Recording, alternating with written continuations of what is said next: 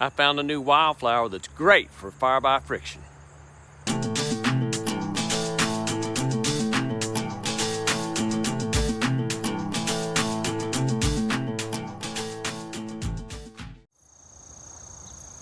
This is giant ragweed. This plant in front of me is probably 7+ feet tall.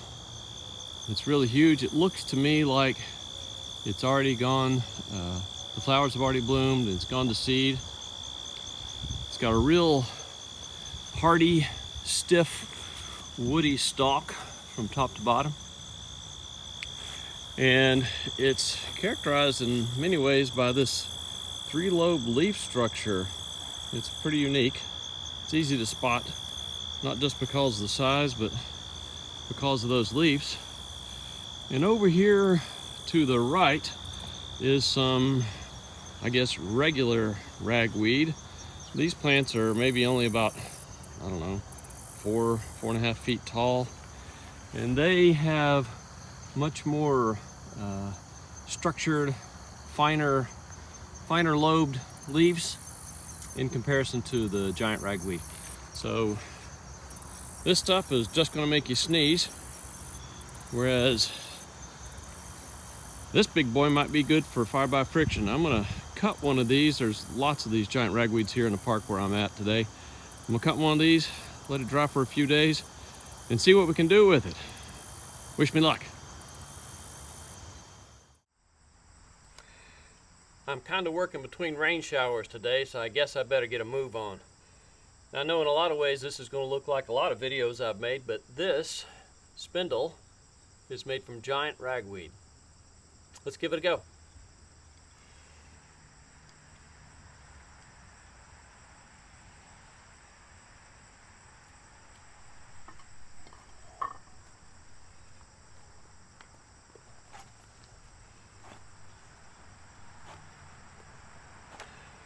I've already burned in my fireboard and notched it, of course.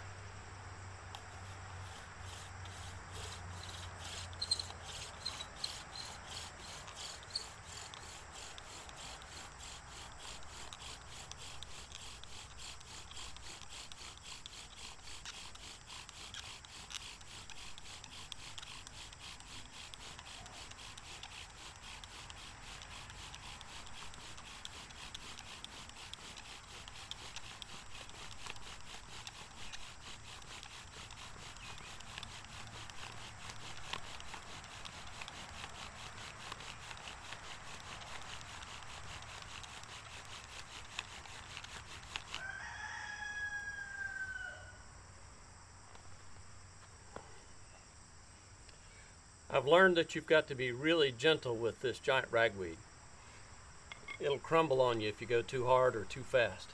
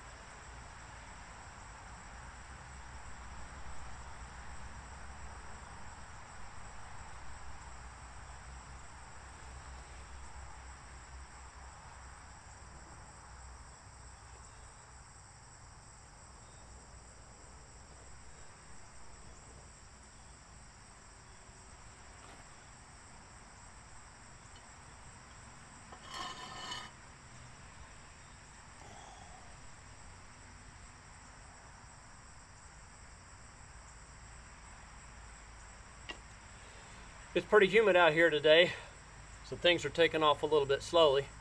But as you can see, the giant ragweed is wonderful for fire by friction.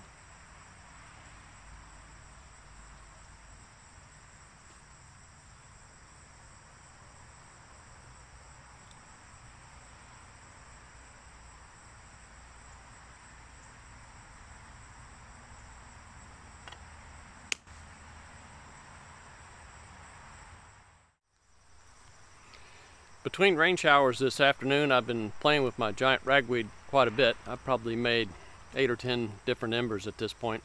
Before I sign off on this video, I thought maybe I'd share with you some of my observations.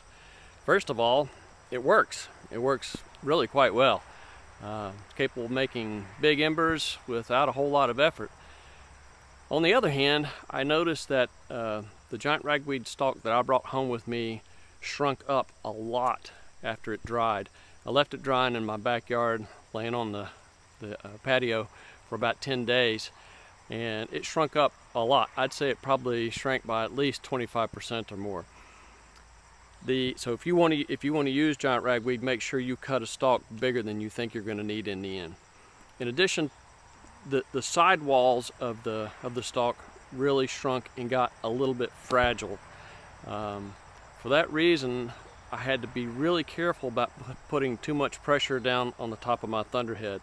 I don't know if you noticed when I was making my ember, it took a little while to heat things up, and that was because I was pressing down very gently, just a little bit more than it took me to balance the spindle and the fireboard. If you press down too hard, the side wall of that stalk is so thin that you'll just crush it. So be gentle. Also, probably it's best to use spindles that are at least 3/8 of an inch or so in diameter, maybe up to a 1/2 inch after it dries.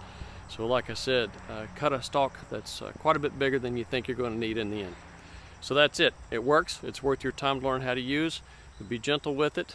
Cut a stalk bigger than you think you'll need. Try to use a spindle that's 3/8 of an inch to maybe a 1/2 inch or so after the stalk dries, and don't press down too hard. Go slow, be gentle, and you'll be rewarded with a nice big fat ember. All right, folks, that's all for this one. Thank you for watching. I'll see you next time.